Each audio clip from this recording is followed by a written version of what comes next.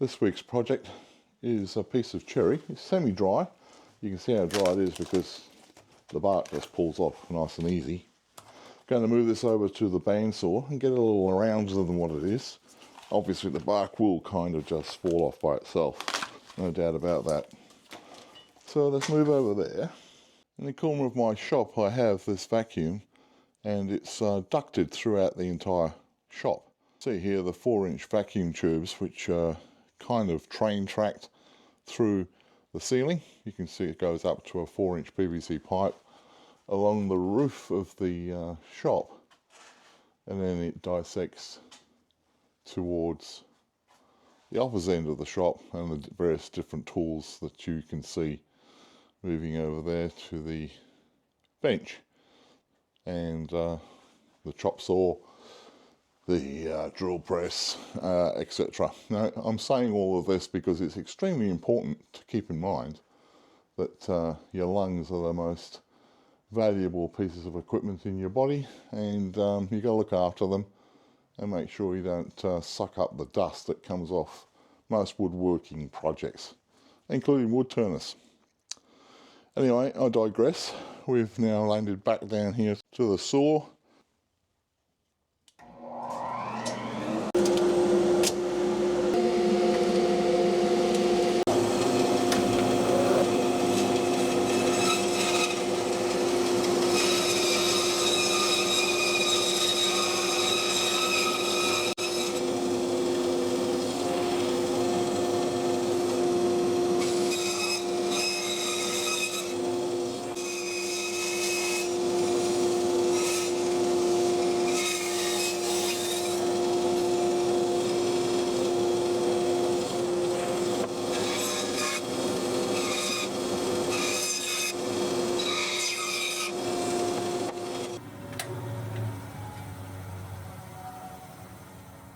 On the lathe, trapped between centres.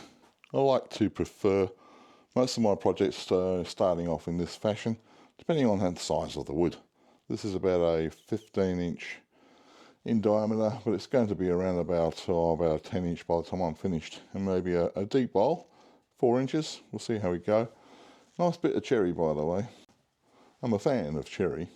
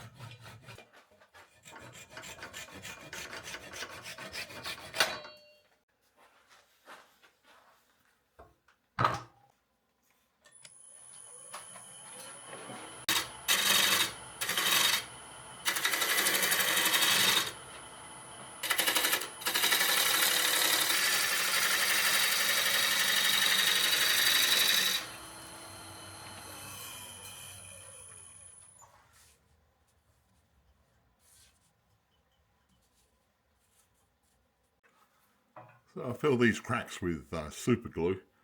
They're kind of radiating from the core of the wood, so not much you can do really. If you get any cracks appearing, CO glue with sawdust, CO glue with just plain. It's the wood turner's best friend, actually.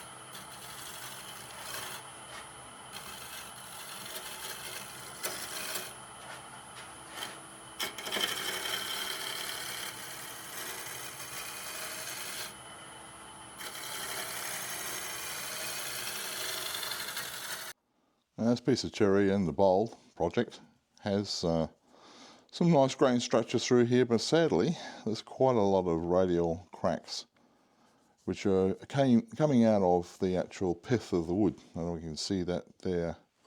That's the dead center, pointing my finger at it, and it's radiating out. That will naturally have cracks. Didn't really observe this when I had the blank, but you can see it's right through the center of the bowl. So there's not much really that can be done. I'm going to take this project through to the end, cracks and all.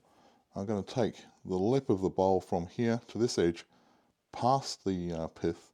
We'll still have those radials, but the spring, as I would call it, the spring of the core, is dying to just open up, and that's what will cause these radial cracks. We've got so far on it now. We're not going to stop. Well, I certainly ain't. So we're going to see how we go. Stick with me, guys.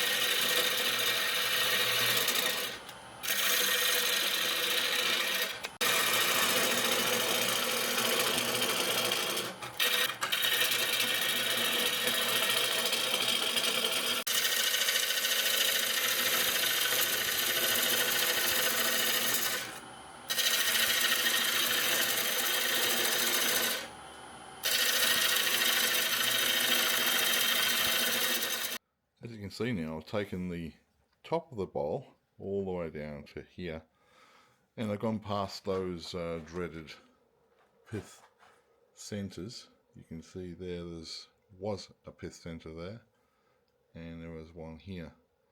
Still have the radial cracks at the bottom. We do fix that up as we get the outside of the bowl done.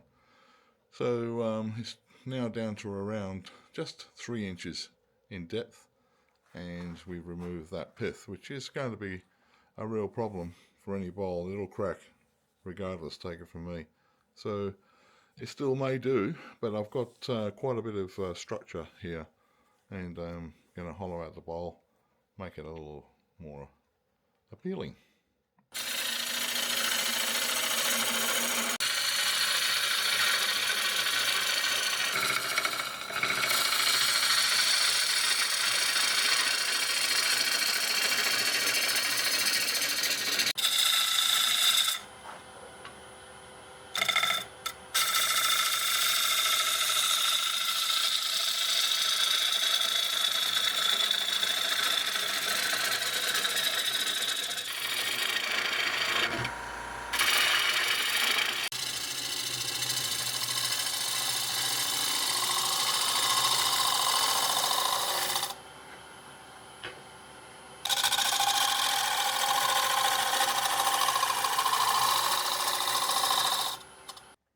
Now I know we've lost quite a bit of the bowl in the ensuring that the cracks are minimised, but the insides came out pretty nice.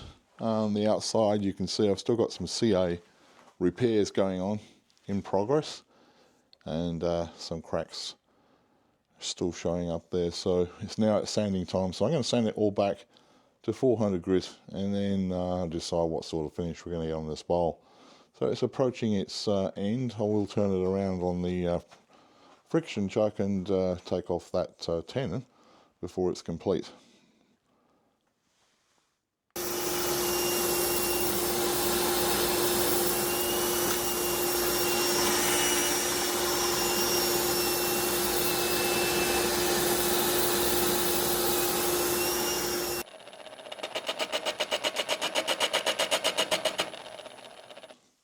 Project's finished. Here she is. Close look, guys, for the just beautiful figurine that's inside that grain. It was good that on the outside there are some cracks are now filled with the ACO glue. There is some kind of burl patterning here in this piece of wood. I think it was left over from another burl, but just finished off with what was there, so you can see inside there. It's just beautiful. Just love turning with cherry, and like most ones, come out pretty nicely. Badges on the bottom now, tenons removed. So ended up being just under 8 inches in diameter and 2.5 inches in depth. But it's better to get rid of that pith that's normally through this piece of wood. It'll stop it from cracking in the future, I'm hoping. I finished off with some wax and food safe oil, so this can be taking some food pieces. I wouldn't put any sorts of fluids in wood, to be honest. A lot of guys have talk about sealing it with plastic, epoxy, polys, or some sort of shield. I'm not into that. Just the wood, it can be used if necessary, or just sitting on the tabletop for a showpiece. Anyways, thanks for watching this week. Another project will come up next week. And until then, guys, be safe. Cheers.